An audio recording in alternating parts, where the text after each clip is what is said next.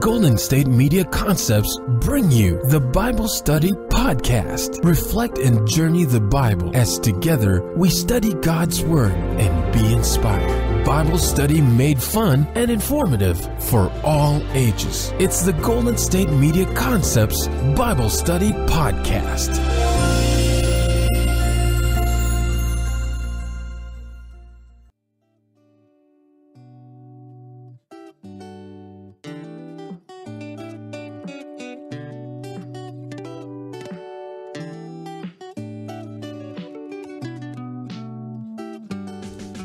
Hello, and welcome to the GSMC Bible Study Podcast, brought to you by the GSMC Podcast Network. I am your host, Sarah, and I feel like it has been approximately 1,000,000 years since I've talked with you all. It's been almost 2 months, and for that I do apologize. Sometimes life just gets a little crazy. Maybe you're feeling that a little bit right now with it being almost Christmas. Christmas is just a few days away, and we've been in the season of Advent, and December gets so hectic. So I hope that you can understand that sometimes life gets crazy and accept my apology for the very long delay once again in the Bible Study Podcast. But I am excited about today's episode because it is another edition of Friends on Faith on Fridays. And this time it is a friend of mine named Angela Breidenbach. She is not a pastor, as the other interviews have been with, but I was interviewing her recently for the Book Review Podcast that I also host. And Angela writes historical fiction, Christian fiction, romance books, along with some nonfiction books that are very faith-centered. And as we were talking about her book, we happened to be talking about the first book in a Montana historical fiction series, the Montana Beginnings series. And as we were talking, we were talking about how her faith affects her writing. And I realized that she would be wonderful to have on this podcast, on the Friends on Faith on Fridays episode, because of the way that she embodies her faith in her daily life and the way that she uses that faith in her writing. So she's a wonderful example of living out your vocation wherever you are.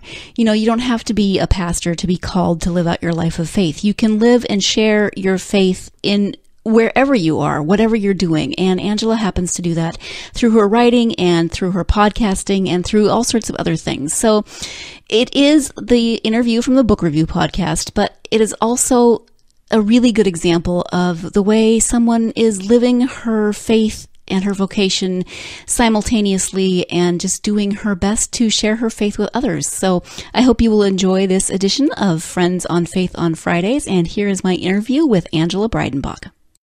Hi, Angela. Thank you so much for joining me on the podcast. It's so nice to talk to you. Oh, I have so much fun talking to you. I could just talk to you forever. Thank you for having me. Thank you for coming on. So we're going to talk about your book in a minute. But first, I would love for my listeners just to get to know you a little bit. So whatever you would like to share with us would be great. That one's a tough one because it feels like when I'm living normal life, I'm just kind of out there all over the place. So I think if I were to tell anybody anything about myself, I'm a very, very curious person who adores research, and I love writing and sharing the knowledge that I know. So I get that knowledge because of the research and because of this insatiable curiosity. So if a curious person and you like stories that dig in for those curious little tidbits, that's me, Angela Breidenbach, and I have 6 grown children and a whole passel of grandchildren and a little feline named Muse who likes to entertain people on Facebook.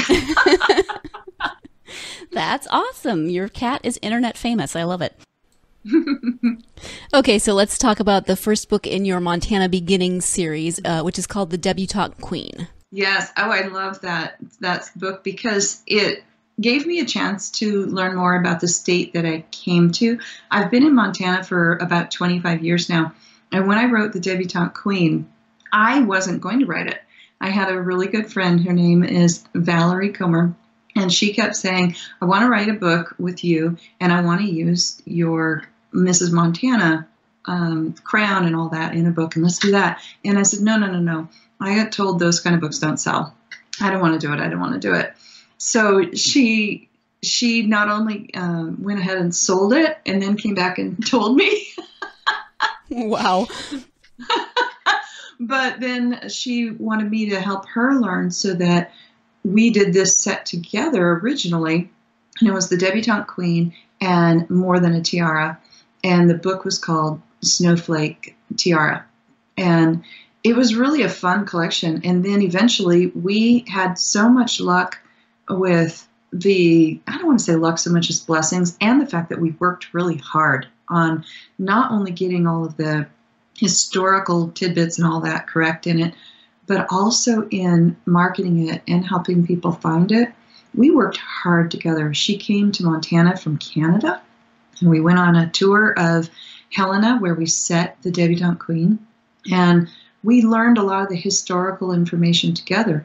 And then we decided, with the feedback we were getting, that we needed to be able to write our own series, and hers was a contemporary set 125 years after mine. And I love genealogy, and I'm taking genealogical studies in college in my 50s. Gonna get a degree in my 50s. And so her character was my character's great-great-great-granddaughter. And so that's how the whole concept started, thanks to Valerie. And then we took it into our own direction, so she could do a contemporary series and I could do a historical series. And I lend more toward the historical, although I write a couple of contemporaries now and again. But in The Debutante Queen, I had the opportunity to learn more about how Montana became a state in 1889. And I have a habit of volunteering, because I believe very much in not only giving back to the community, but I believe that it helps us to grow internally and be stronger, more fulfilled, and more gracious people who have a sense of gratitude about them when we can volunteer. And so I ended up not realizing it, but I started to write into her a spirit of volunteerism. And the interesting thing about The Debutante Queen for me is I realized that I think that was third or fourth book I'd written at that point. But I started to realize one of the themes that I have is a lot of my characters volunteer in things. And it doesn't matter necessarily what it is, it fits the character. But in her case, she started to volunteer because she wanted to help the children that were living on the streets in Helena, Montana in 1889. And there's orphan trains there would just be children put on a different car on all these different trains that were going across the country. And what's little known history is that a lot of those trains, there's an orphan train society that says, all the children were either adopted or farmed out somewhere. Well, there were actually several that slipped through the cracks, not just several, but a lot of children that ended up on the streets in the 1880s and beyond that were homeless, or that were kicked out of homes that they were adopted into, or that just the home didn't work out for one reason or another. But they had cleared the streets in New York of homeless children and all those cities back east. And then they started going to farms and places along the way, and then they congregated in Helena as a homeless group of children. And they became newsies, where they would, sell newspapers and things. Well, I decided, what if this one little girl, there was also a history of madams that would trick these other women to come in. There'll be a maid in a hotel, or there'll be a waitress or something like this. And they get there having had their train fare paid or their carriage fare paid by this business, and find out that it wasn't really going to be a maid, that they were going to have to work in a brothel and do the things that they didn't really want to do and didn't sign up for.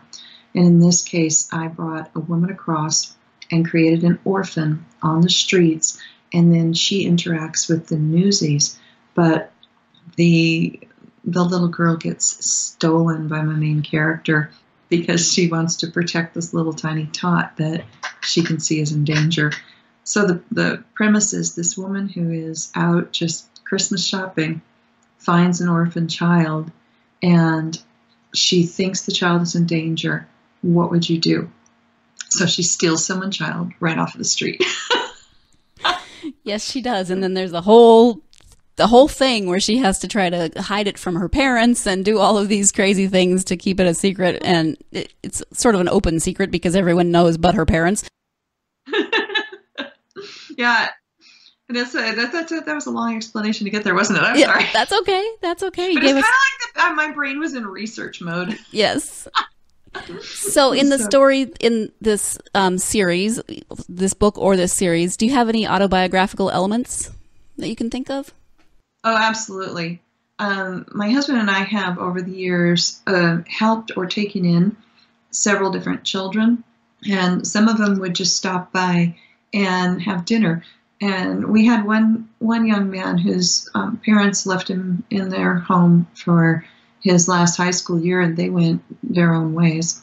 And he would find a way to stop by for dinner about 5 o'clock every night, and sometimes slept on the couch. We took in an emergency exchange student who had been in a program where he was a Japanese exchange student, and he was supposed to go into a home in Bozeman, and the person running the program embezzled all the money and stranded 25 Japanese kids in Bozeman. Oh my gosh. And we got a call from the Christian school here locally and said, we have an emergency placement. We know you have room because we know you've had some kids graduate. We really need your help. And literally within hours, I was on the road to Bozeman picking up a child I had never heard of or seen before, and he didn't speak much English. And so we ended up taking him into our home for the school year. And we had another emergency student given to us that was going through an abusive situation and had been taken advantage of. And so we kept taking in kids. And so when it came to going back in history, laws were very different then. And women did not actually have the right to their own children until well into the 1900s. And so I took this feeling of caring for children, taking children in, what would you do? And is it the right thing, even if it's against the law? And sometimes, and I'm not saying anybody should just go against the law, but sometimes we get so stuck in our legalism that we forget the spirit of the law is about protecting people and loving people and sharing God's love with people. And in the Bible, there's a verse that talks about, when have I seen you, Lord? When you fed me, when you visited me in prison, when you clothed me. And I think we forget that it's in those small actions. And so this girl wanted to protect a young little one. And at the same time, it was not only against the law for her to steal a child, the child was owned by someone, which at that time was legal, and her father was a lawyer. Knowing this was illegal, you just have to keep making it worse and worse and worse. But what would you do if someone were in trouble and it was against the law for you to help them? And that started to, there's been times that I have stepped out and done things that might not be considered kosher or legal, but it was the right thing to do because someone else needed help that they couldn't get. Mm-hmm. Yeah. Thank you for that. And I know you love research. So how much research did you do for this series? Or should I ask? I did so much research. I sat in the Montana room in the Missoula Public Library for days. I went to Helena, took the train ride around there, which is only available in the summer and at Christmas. And it's so much fun. And we took pictures and then took tours of, they have a library there. They have the state capitol there. They had they have a history center there. So I went through all those things with my friend Valerie. And then you can go online and get Google Books. And I read Google Books online that were historical, what do you call them? I don't want to say novels. They weren't novels. They weren't even nonfiction. They were like reports. And so for this whole series, the Debutante Queen, 11 Pipers Piping, Taking the Plunge, The Bitterroot Bride, which I've gotten the rights back and it's going to come back out.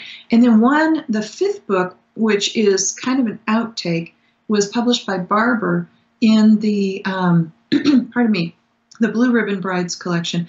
That one is about, all these books came out of the same research. I'd stumble across some little tidbit and it would lead me to another. And in that case, the Montana women blew the world away at the World's Fair.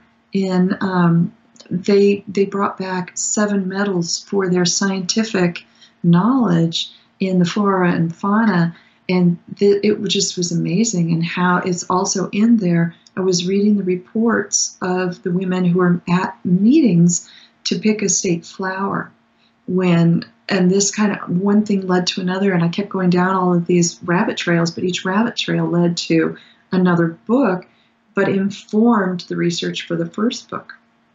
So I would say 1.5 years of research. Okay, but I mean, there's several books that came out of that. So excuse me while I interrupt the interview so we can take our first break of the podcast. So that is the beginning, the introduction to Angela's book, her first book in the Montana Beginnings series. And when we come back, then she'll be talking more about that series and talking more about how her faith affects her writing and the podcast. So stay tuned. We'll be right back with the GSMC Bible Study Podcast. Do you want to be healthier, yet you just don't know what to do? All these shows telling you this and that, but nothing seems to work. Well, listen close. Golden State Media Concepts has got something great for you. The Health and Wellness Podcast, dedicated to workout trends, healthy eating habits, diet, and everything about healthy living. Join us in our banters as we help you not just live life to the fullest, but live it to the healthiest.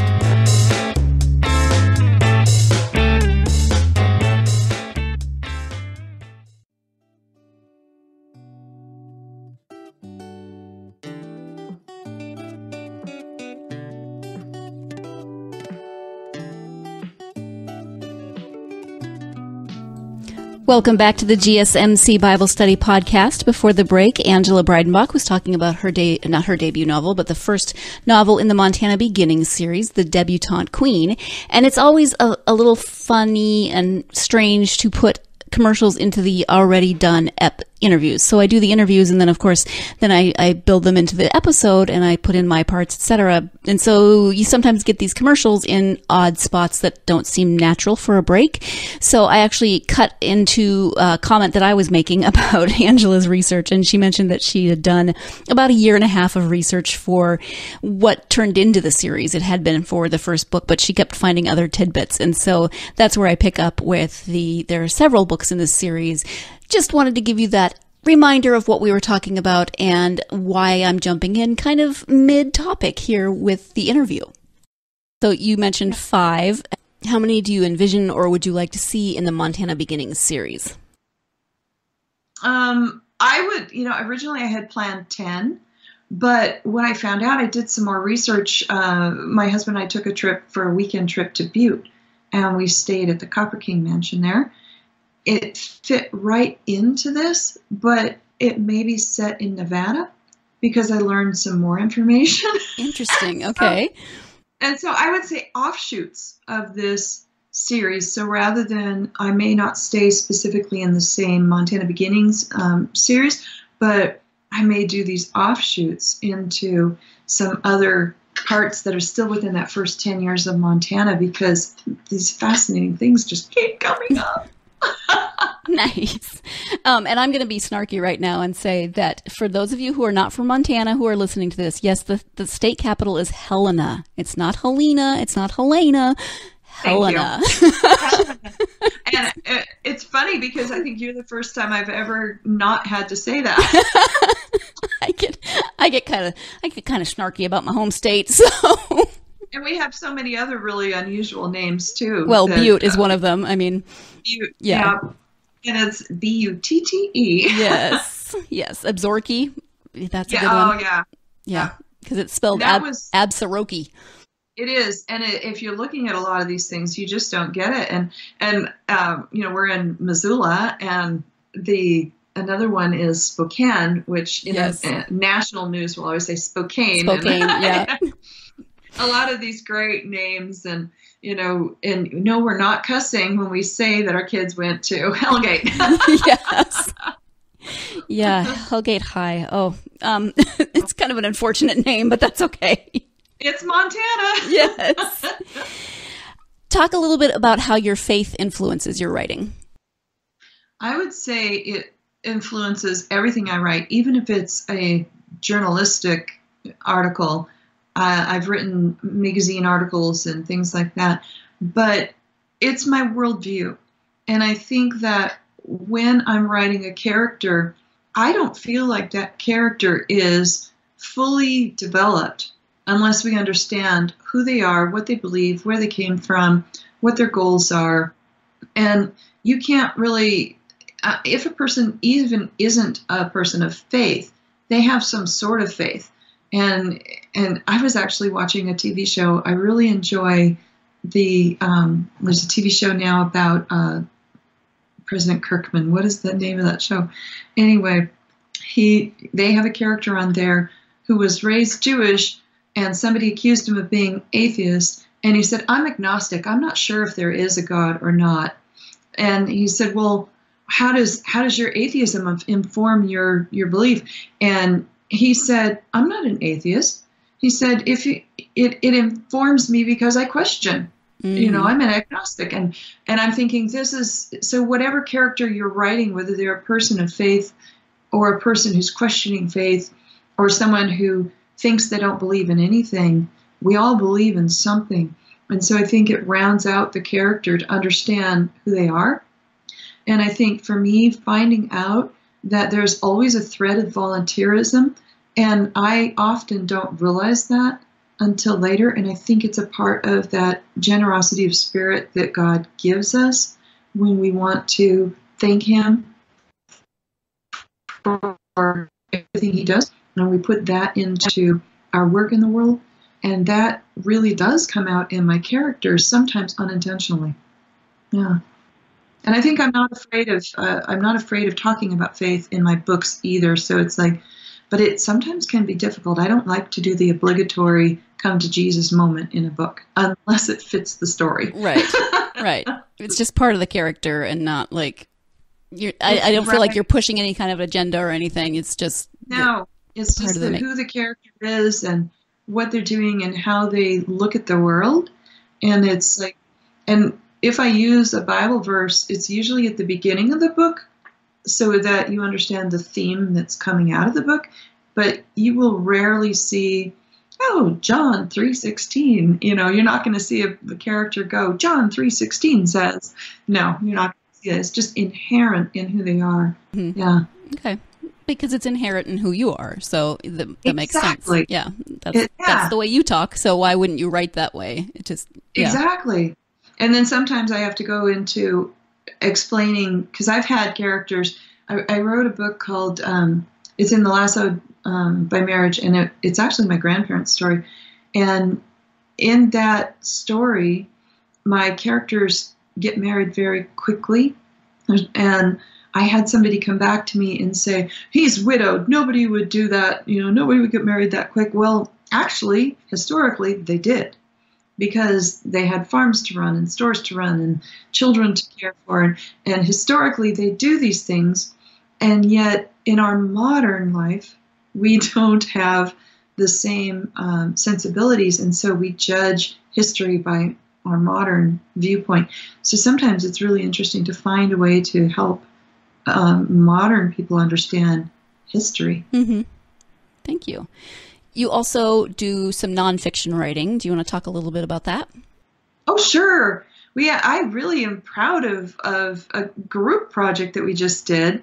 And I'll have to send you over that one, Sarah. But it's called Worthy to Write. And a lot of people ask, and it's not just me, but it's all writers who are published tend to get a lot of questions about, how did you do it? That kind of a thing. And usually when in that conversation of how did you do it, you will find that there's a fear that comes up for these other writers. They're afraid for somebody to see their work.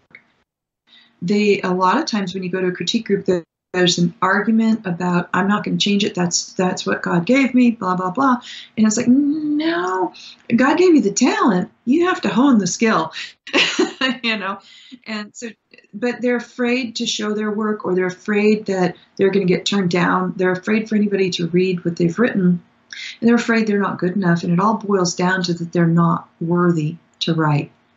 And so we talked about as a group, it's the Pencil Dancers, and it's Diana Lazier Brandmeier, Jennifer Vanderclip, Liz Tolsma, and I, and we're just really good friends. And we were talking about how people approach us like this and how we wish we could do something to help.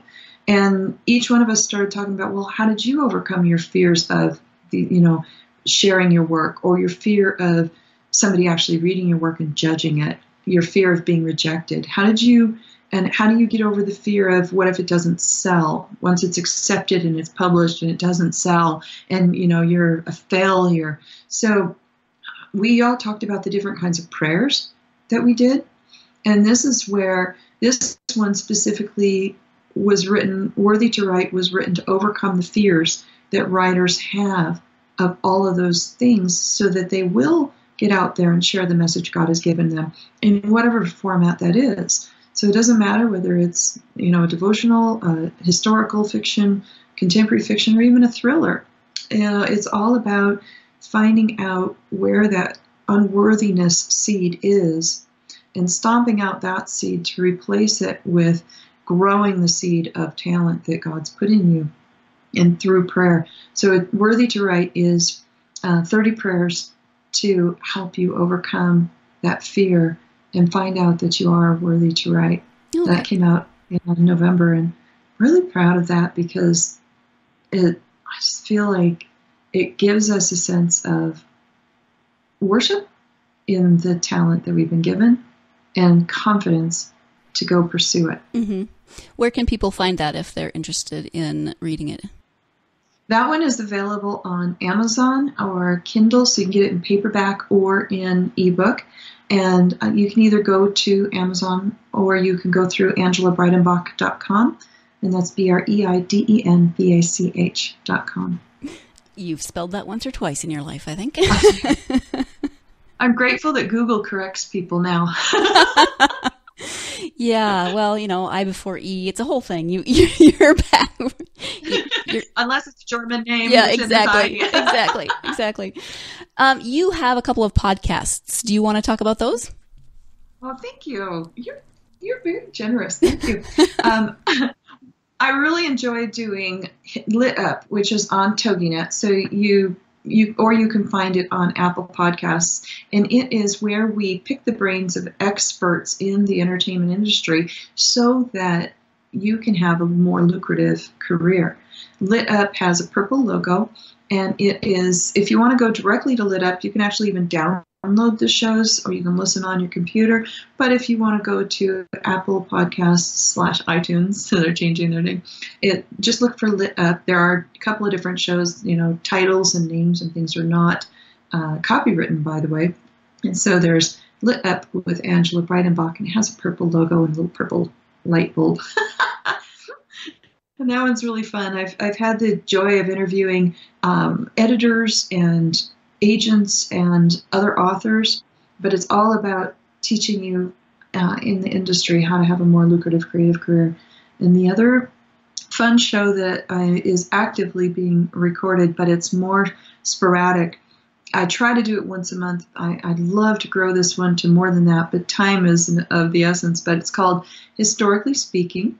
It's on the Along Came a Writer network, and it is all about true historical love stories. And in the process, we share some genealogical tips so that you have the opportunity to research your own family true historical love stories.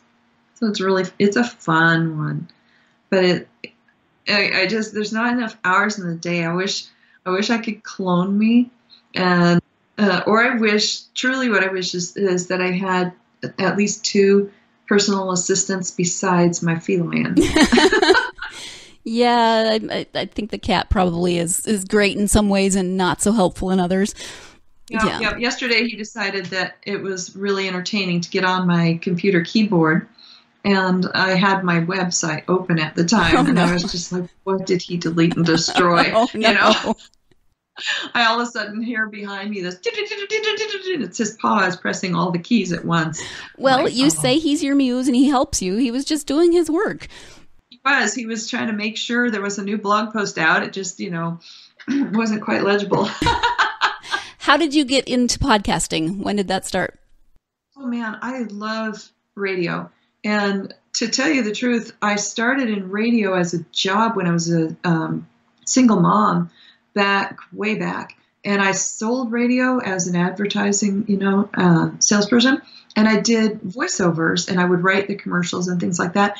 And I always loved it. And then I did a radio show that was 5 minutes long here in Missoula once a week, because my husband owns Design Air Heating here, and they wanted us. We started off paying for just a little spot to talk about heating and air conditioning, but it got entertaining and it grew. And so that was for about a year until that radio station changed their format, as they do, And then I got invited on a lot of different radio shows for, being interviewed, and had so much fun. And I was interviewed on Sandra Beck's, she has a show called Coach Talk Radio. And she was interviewing romance authors for summer reading. And we enjoyed our show so much that she was recording it. And she said, can you, in the break, she says, can you go for another half hour? And I was like, sure. So we did. And I didn't think anything of it. It was a fun show. I was enjoying it. And we got done. And suddenly, a couple of months later, that was like in April, and it was right before I got on a plane. So it was the most unusual. I was visiting family in Las Vegas, and I was in a bedroom just answering questions with her, having a good time. And then I ran and caught a plane. And then I kind of listened to it back on the plane. I was like, oh, that was a really fun show. So a couple months later, she said, consider doing a co-host. We got so much feedback on the show. I need a co-host because I don't know much about this writing world that could help us do more about the writing industry. And I said, oh, sure, I would love that. And so we set it up, and we did October through, I think it was December. It turned into, instead of a 10-week show, it turned into a 13-week show. And then in December, I got this message from her that said, man, we got so much feedback on that. I think we can have a regular show. Would you be willing to be the host? And so that was one thing that started. And I had another girlfriend come to me who's a great writer. Her name is Linda Kozar. She loves to do cozy mysteries, and she does sweet cozy mysteries. And she said, I want to put together this Along Came a Writer network on Blog Talk. And she said, would you do a show? You could do it once a month, once a week, whatever. Well, I was in the process of doing the deal for Lit Up when this came along, and I'm like, oh my goodness, what am I going to do? And so I said, okay, I'll do it once a month. And I've tried to keep up with that in between book contracts and college and all that. And it's been real fun. So I think I've got maybe 6 or 8 shows out there on Historically Speaking. I'd love to grow that one if I had more time. But that's kind of how it all, one thing leads to another, and it becomes the snowball. You need a few minions, I think. Yeah, but the other thing I've loved about radio podcasting is that I don't have to always travel to go speak, and it gives me more time at home. And prior to this last year, I was traveling once a month, either a weekend or a week a month, and it was so much that I was getting very tired and not having a lot of time at home. And I was hearing that my own family wanted me home more, but I wanted to be home more. I was listening to my body too. And this gives me the opportunity to speak, which I can tell you just know is not my strong suit. Nope. It's always been uncomfortable there. Where I can have a lot of fun just speaking and teaching and helping others, but I don't have to be on the road all the time to do it. So now I cut my in-person speaking schedule to the rare time, and then I share in podcasting and radio instead, and it gives me a lot more energy to do whatever I need to do and still do the things I love. Yeah. Thank you for that. All right, excuse me, jumping in one more time. We have to take our second and final break of the podcast, but when we come back, I'll be concluding my interview with author Angela Breidenbach. Stay tuned. You're listening to the GSMC Bible Study Podcast. Tired of searching the vast jungle of podcasts? Now listen close and hear this out. There's a podcast network that covers just about everything that you've been searching. The Golden State Media Concepts Podcast Network is here. Nothing less than a podcast bliss with endless hours of podcast coverage. From news, sports, music, fashion, cooking, entertainment, fantasy, football, and so much more. So stop lurking around and go straight out to the Golden State Media Concepts Podcast Network. Guaranteed to fill that podcast itch. Whatever it may be. Visit us at www.gsmcpodcast.com. Follow us on Facebook and Twitter, and download us on iTunes, SoundCloud, and Google Play.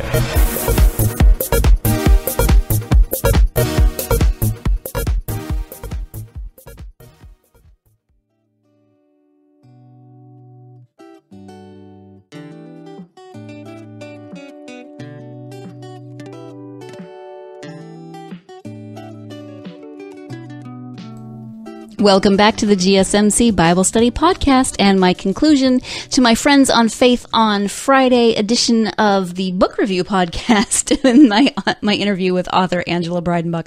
I just thought I would try to shove all that information in there one more time, just in case you'd forgotten what you were listening to. Here's the conclusion to that interview. Back to writing. So when did you begin writing? Is it something that you've always wanted to do or always done?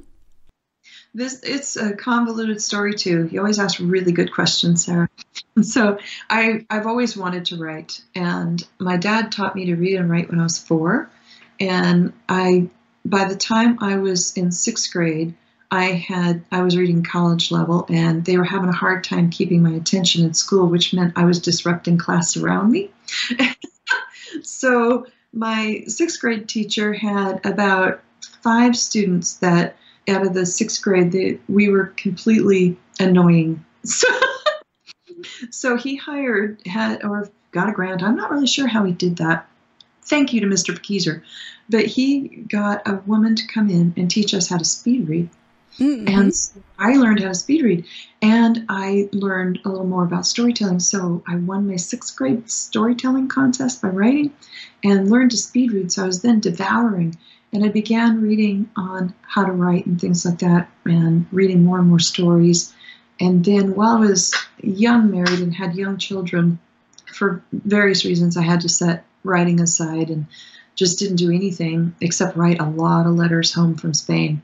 And then I ended up getting to be the youth coordinator at Atonement Lutheran.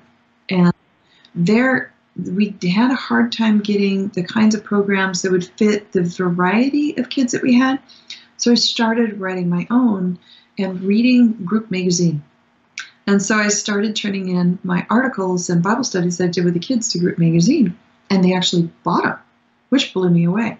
And in 2006, they included a rather long one that I'd done on the Last Supper in a book called, it's the longest crazy name possible. It's something like the best of the best Bible studies of Group Magazine, and it's still available.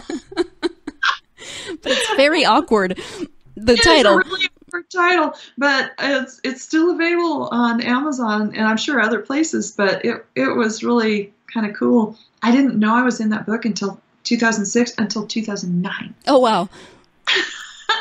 And because you sell all rights there, yeah. So writers need to understand what rights mean, and so that was an interesting thing I was learning. And then I started trying to write my memoir because people kept asking me questions about it. And then it turned into Gems of Wisdom for a Treasure-Filled Life.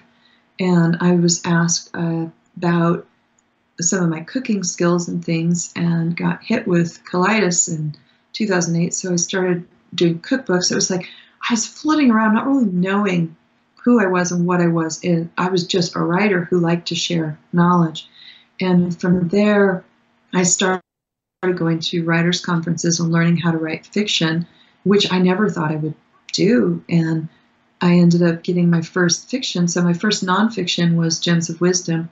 And that came out, I think it was contracted on like my 45th birthday. And that came out the next year. And then A Healing Heart, which is actually contemporary, set in Montana, about a woman who has a heart attack and has to trust the one man who tried to steal her business. Oh, jeez. Yeah. And that's set in Bozeman, Montana. But that one was my first fiction romance, Christian fiction romance. And it really gave me the confidence to keep trying and going. And so it was, like I said, kind of a convoluted journey, but it was very, I think, even the jobs I've had in my life, not just being the youth coordinator at church, but selling radio and selling print. I used to work for a company here in town that sold print before everybody could buy it from Vistaprint. And I used to work for an airline. And then I helped my husband with working for his heating company. And all of those different jobs coming together, I think God designed to help me actually do my dream job, which is writing and speaking. Mm-hmm. Yeah, there's definitely, you can see an evolution throughout your life as you encountered different things and incorporated them into your life. So thank you for that. Interesting thing for all my books, there's almost always a child or teen.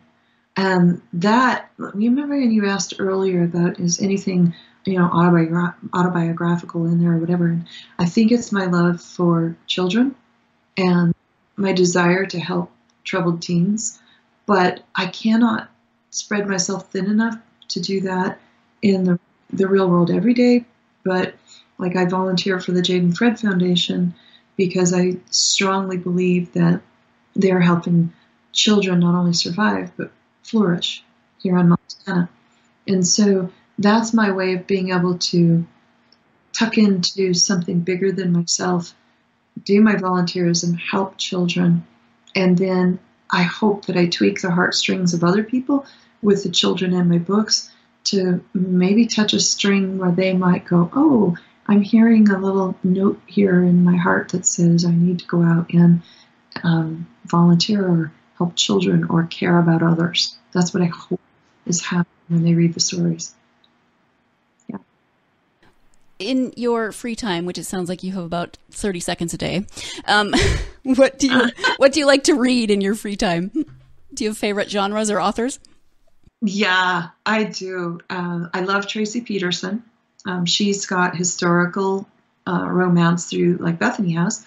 I love Francine Rivers and I've had the joy of meeting these women and just either being at conferences or becoming friends with them. I love that. I also love reading. I love reading the Bible. And right now I've got a leadership Bible because I'm the president of the Christian Authors Network. And I feel like I don't know enough about leadership. So I'm constantly trying to learn it, and we're better than the Bible, right? So I have a leadership Bible that I'm studying. And I'm very eclectic in my reading. I will read ancient books that could be a couple hundred years old that you can either you have to sit in the library to read, or on Google Books where you can get some of those. And I'll also I'd love to read craft books, learning the craft or the marketing or something like that. This last year I spent reading about screenwriting, and I really had to stop it. I was spreading myself way too thin. And so I did write my first screenplay. It's probably the same thing as anybody's first book. It goes under the bed and never comes out. You never know. But you never know. And there's timing that's really important. So I'm reading but right now I'm really focused on college. So I'm reading my genealogy requirements, and I'm about a little over a year into, almost a year and a half into a 3-year program for genealogical studies. And so this particular month I'm focused on U.S. religious records. So I'm learning how to discover U.S. religious records. And of course, that takes me down more rabbit trails for more research. I'm sure it does, yes. You didn't want to ask that question, did you? No, you're good. What don't I read? Horror. I don't read horror. Okay. I can understand that. Two related questions. What do you wish that someone had told you before you started publishing, and what is your advice for aspiring authors? So those two kind of go together. Yeah, I think I wish I had understood better. And somebody did tell me multiple times, but this is where our own brain gets in the way, that you really need to build a newsletter to reach your readers directly, and that they really do want to hear from you. I have not been as good about building my newsletter, and I need to get much better at it. It's very difficult without it, because otherwise you're giving the power of communication away to some other entity. And that may, for instance, many of us love Facebook or love Pinterest or love, but they can change their rules and guidelines anytime, which they've done. And suddenly I lost access to many of my friends and followers because the algorithms don't fit the plan. Had I paid attention and built my newsletter, it would be a much easier way to still interact with readers. So I'm in the process of, in 2018, will be being much more capable of being direct. And I've been doing this for a lot longer than I should have. And that newsletter should be much, much better, and should be monthly, and should be. So I didn't listen to the you shoulds. For new writers, I would say your number one thing is going to be reading craft books, following people that you enjoy reading, the kind of writing that you want to do, and going to conferences. So many people think that conferences are too expensive, and they often are. Find local small conferences and go. The thing it's going to do is small local conferences give you more access to the editors and the agents and the feedback that you need. The big giant conferences, they're wonderful to go to once you have a better handle. And I maybe would go to those once every couple of years or something, because they're so expensive. But what people don't realize when they're starting is it's that networking in every industry is crucial. And if you're going repeatedly to small local conferences, you're going to build not just a network, but friends. And friends in the business are crucial, because those are the people you can turn to for advice, for brainstorming, for just understanding something that you don't, asking a question. Being an author is like being somebody who has the knowledge of Swiss cheese. There's always some hole you didn't understand that you fell through. And somebody else might have the slice of bread that helps you to shore up that hole. So make sure that you go to those conferences and get involved, and join only. You can overjoin organizations. And so be cautious about how much you join, because it can get so overwhelming. But join the organizations that make sense for you at the time. For instance, I've joined some organizations that I was a member of for 10 years, and slowly I realized that organization no longer fits my needs. So I switched and I let go of that one, and I joined one that was maybe a little bit more advanced. There's nothing wrong and nothing disloyal in meeting the needs of your talent and your skills of the time. And I think the last thing I would say is put out the work you have, work it hard, understand the craft, do the best you can do at that time, but don't hold back for fear of perfection. Just make sure that you hire an editor who can edit your books. And I've had books that have been edited 3 times by 3 different editors go out, and you're still going to get those trolls. Somebody's got a beef with Christianity, with God, somebody that you maybe realized was a scam artist and turned them in, so now they're dogging you or whatever. That's just life, You can't get away from it. So don't be afraid of it, and put on the page the talent that God gave you and learn how to hone that talent into a skill little by little by little, and keep turning it in and turning it in and turning it in until somebody accepts it. It's just a numbers game. We talked a little bit about where people can find your books. You have a website. So tell people your website again, and then also tell us where they can find you on social media. Okay. My website is angelabreidenbach.com, AngelaBreidenbach.com. And on social media, because my name is so doggone long, I just shorten it, and it's what friends and family call me anyway. So it's Ange Breidenbach. So ANGBreidenbach, Ange Breidenbach. And so you can find me on any social media at Ange Breidenbach.